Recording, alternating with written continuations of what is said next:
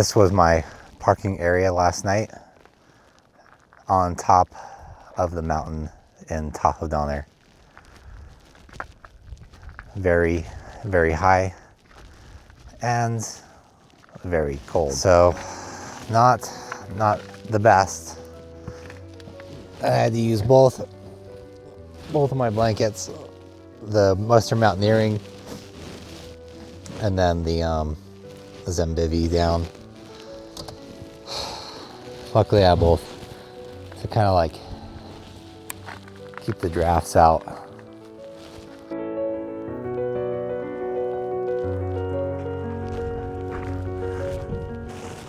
This is definitely winter wonderland up here. And so it's incredible that all this snow basically came from one storm. Probably 2 weeks ago, this was all just dirt. It's only about 8 a.m. right now, but even around 6:30, there was people coming into that parking lot to go backcountry skiing. And by the looks of it, there's already been tons of people in the last couple of days out here skate skiing, snowshoeing, walking. The paths are just really already beaten down.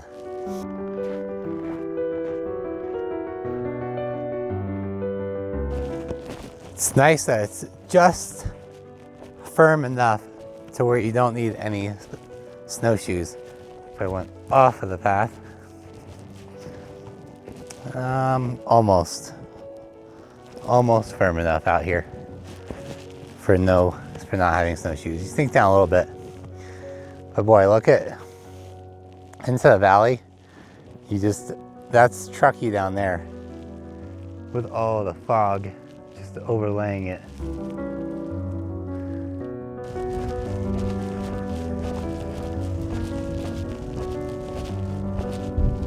Right down here, now you can really see a lot of the fog. And then over, just past those mountain ranges would be Squaw Valley. And then we have the train tracks, just kind of back there, tucked in, that were built by Abraham Lincoln to connect the west to the east coast after the Civil War. You sink right into your knees at some points. And I think that's because the snow is kind of built up on top of the bushes, and then you step on the bushes and then you just sink right down. Versus, I think on these paths, there's no bushes, so the snow kind of compacts a little bit and then quickly just firms up. And it's just like one step and then your shoes are soaked. Like this, the sun coming up and then all the snow. It's incredible.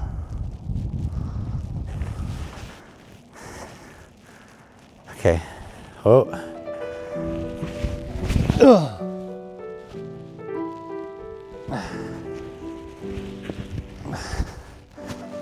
Oh man. I thought it was gonna be really cold, but it's definitely a lot warmer with the backcountry ski jacket, a vest, and this down jacket. I'm definitely plenty warm in the sun.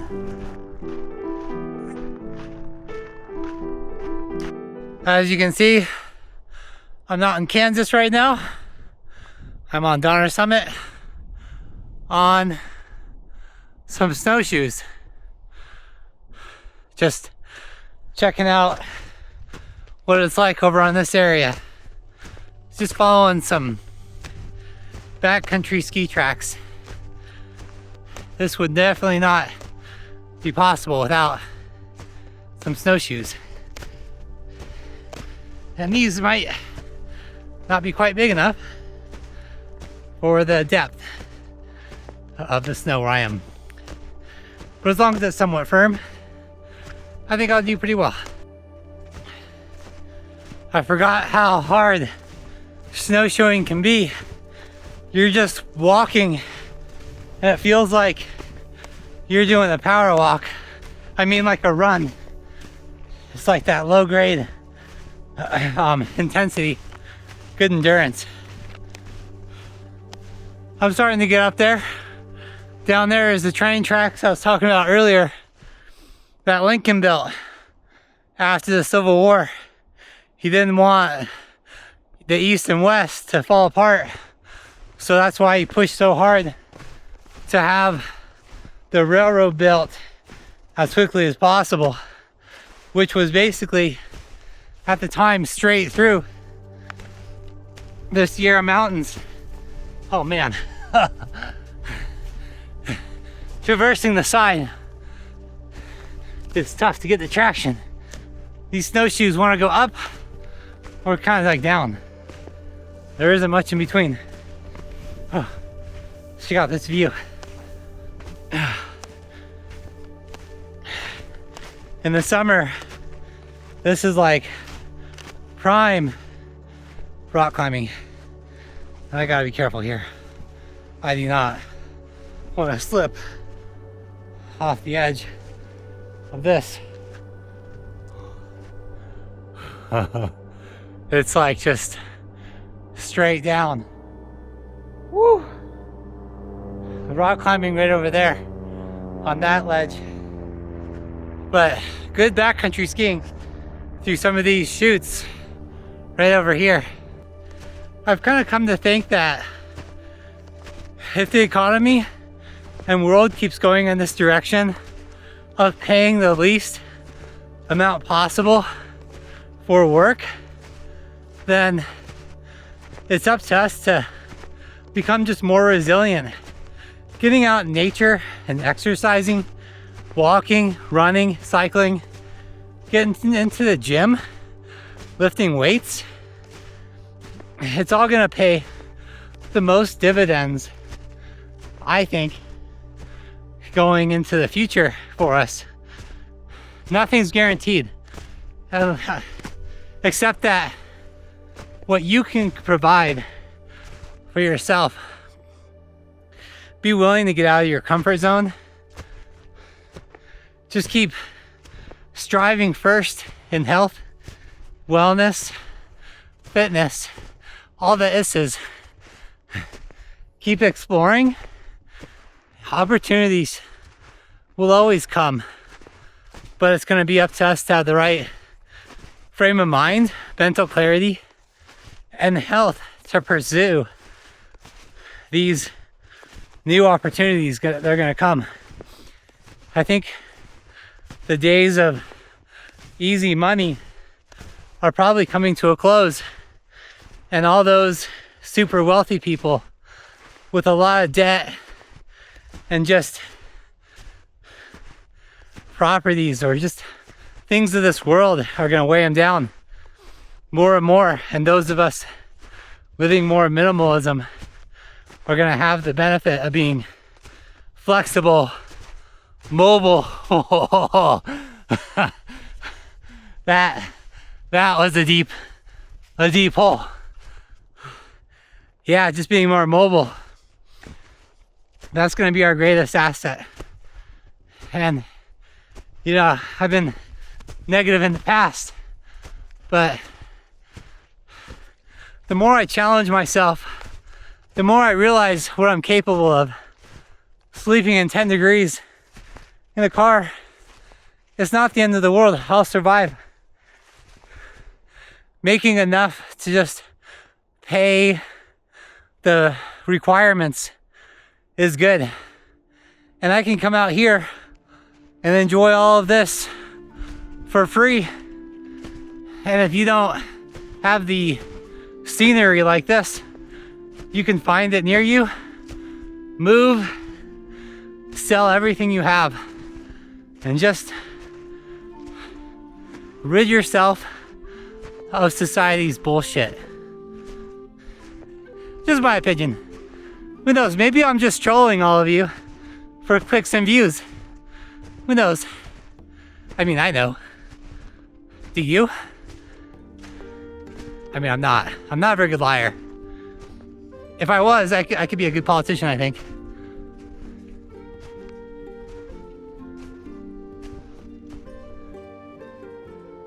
You can see Donner Lake right below me. This is quite the drop that I'm at right here. And you can see there's a line right in front of me where if the snow did give out, it would be like right there. And I wouldn't want to fall off of this. That's a long fall. Gustav, did you turn on the green screen for this? I want this to look really good. Okay, it better be on. Padme, edit this part out. You can see right up there, that's Mount Judah. That's about 9,500 feet in elevation.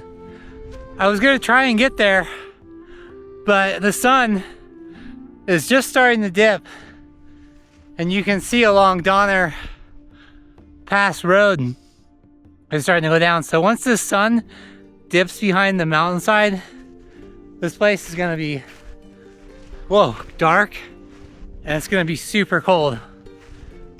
But luckily, I have waterproof boots, which instantly got snow packed in them, and then all the snow melted. So now my feet are completely soaked within waterproof boots. I'd say that's, they're working as promised, you know, keep the snow within the boots. That's what's important. I mean the water inside the boots, not the snow. Snow's melted. I gotta get off this mountain. Hopefully I make it, and then I can upload this video. If there's no video, you might find this later on a frozen corpse.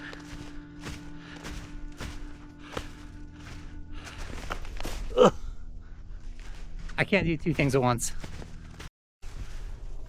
Not too many people come out here into more of the backcountry. You kind of need to know where you're going and sense of direction, because it's just really steep like that.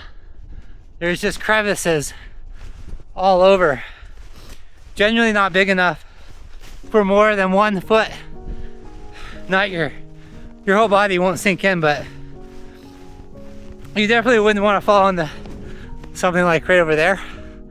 Like that's like a creek, and you could fall into water and then freeze relatively quickly if you got soaked in that. And then it'd be hard to climb out because the snow just is like ice water, you know, like you fall in ice water and then it's hard to get back out. You gotta swim out. But it is really pretty right now. Oh.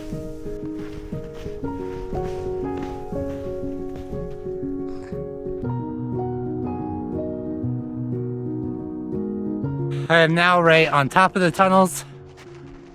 One of the entrances right back there. And then we have the other one right there. These are the tunnels that the Chinese basically blasted right through the Sierra Mountains. At first it was the Irish, but they weren't cutting it. So they brought in the Chinese to blast through the mountainside. You can't see any little cracks here. Might be the most dangerous part. Jeez.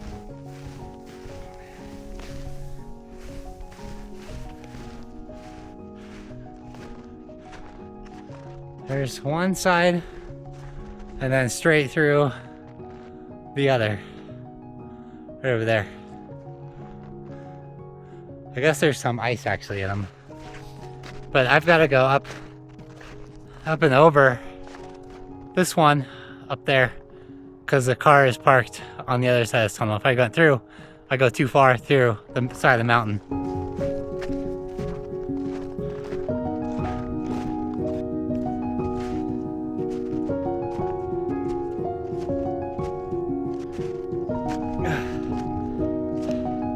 gets a bit steep. Let's see. I've only been going for like an hour. Feels a lot longer than that. The weight of the snowshoes really gets your hamstrings and glutes. It's that every step, that extra pound just can get to you. Cardio. Getting in those steps.